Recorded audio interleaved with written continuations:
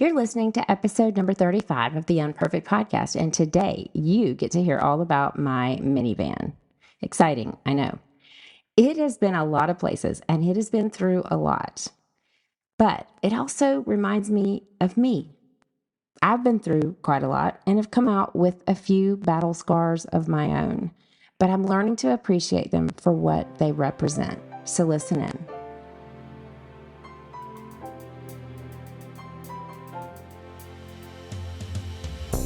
Welcome to the Unperfect Podcast. I'm your host, Shelley Sneed, and I'm here to help you see glimpses of God's glory among life's imperfections. If you've ever struggled with measuring up to an unattainable standard or wondered where is God during less than perfect circumstances, congratulations, you're officially human. And you're not alone. Hope and probably a little bit of humor are coming up. If you're a faithful listener of the podcast or even a newbie who really enjoys it, please give us a free thank you and shout out by leaving a rating and a review if you're on Apple Podcasts or others that allow us.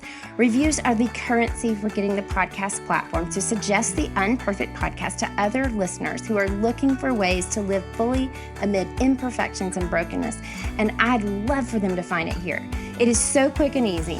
If you're driving, pull that minivan over. I'm just kidding. But do take a sec when you park it and leave a quick review, like Elizabeth from Emotionally Healthy Legacy Podcast, who said, Shelley has such a great sense of humor. What a great show for women who want to grow deeper in faith and work on themselves. Or Mary Kay, who wrote, if life isn't what you thought it would be, this podcast is a must listen. Thanks so much in advance for the sweet gift of your words. Now, let's get on with the show. So my minivan has seen better days. We bought it about 9 or 10 years ago, and it was in pristine condition, very few miles on it. In fact, the guy that sold it to my husband noticed his meticulous attention to detail, because Art has a file folder for file folders. He's that organized. And this seller was so grateful that his van was going to a new owner who would take great care of it, just like he had. So clearly, he had not met the rest of the family. Fast forward to the title transfer, where we all had to meet at the bank to do this. And we knew with one look at our 4 young and energetic kids, this guy was going to foresee a less promising future for his van. Our family affectionately refers to this vehicle as the tank. It has taken us on countless road trips to see family and friends, and we've been to lots of destinations across the entire country. It has transported kids to and from muddy hikes, wet swims, and really stinky sports practices. It has housed backpacks, lunchboxes, musical instruments, stray Cheetos, empty Chick-fil-A waffle fry boxes, you name it, it's been there. It has carried items for thrift store runs, which y'all know stay in the car for months before you ever get there, right? And tailgates. And it has served as a privacy screen for pee breaks along the interstate when the bladders could not wait any longer. It has shuttled dogs who have thrown up in it, shaken their wet fur in it, and licked the cup holders clean from all the food left behind. It has survived multiple battles with garage doors, other vehicles, mailboxes, flying rocks, and a goose that once flew into the windshield on a busy highway. True story. It currently boasts a busted front bumper, which was not my fault. Someone did this while I was in a store, and then it was a hit and run. And the bottom rubber panel that covers the frame on the bottom is literally being held onto the frame with 10 zip ties.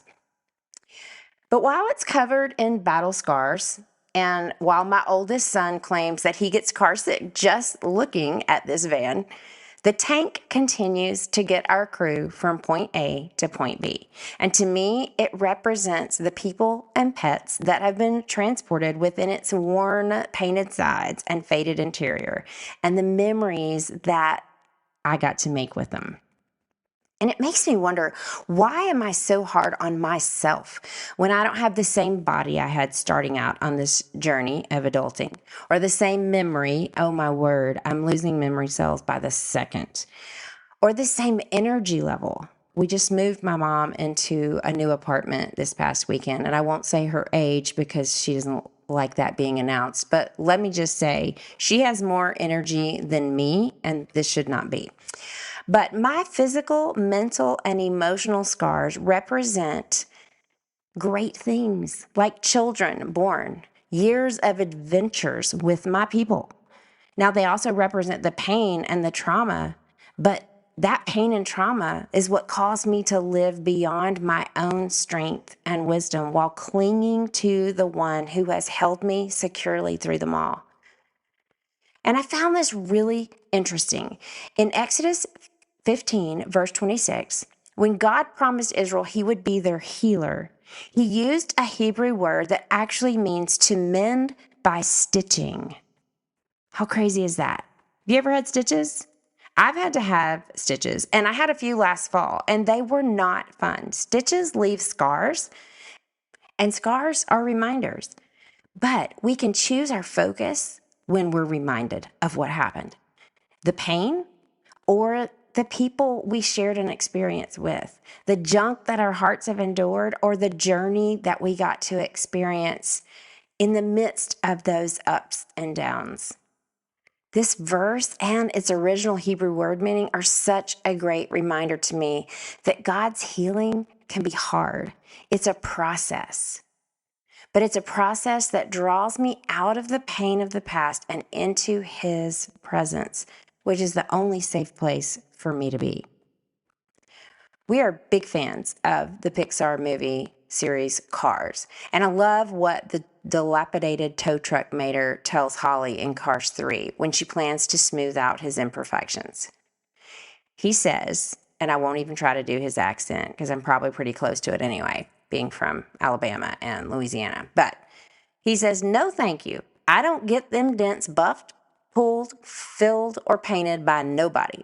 They way too valuable. I come by each one of them with my best friend, Lightning McQueen. I don't fix these. I want to remember these dents forever." So today, I'm giving myself grace for being a little less fit, a little less refined, and a lot less perfect. I'm choosing to focus on the beautifully imperfect people and experiences along my journey, and not the dents and the scars I accumulated along the way.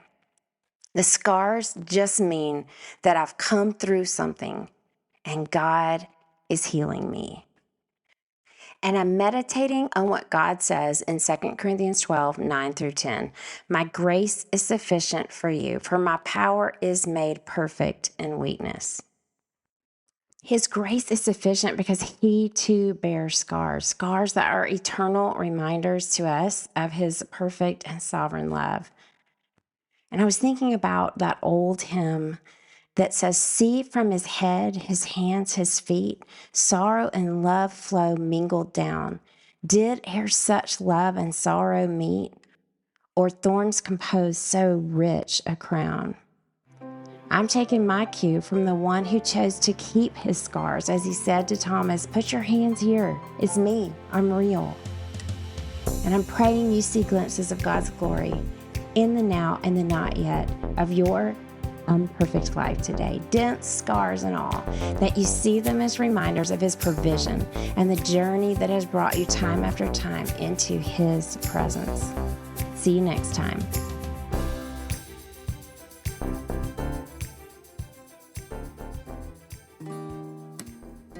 If you sometimes struggle with living in the tension of the now and the not yet, I've got a free resource just for you called The Unperfect Promises of God. It's a printable download of 5 biblical meditations to help you find balance between the brokenness we live in and the hope that we have in Jesus. Just click on the link and that printable download is yours free. Yay, we love free.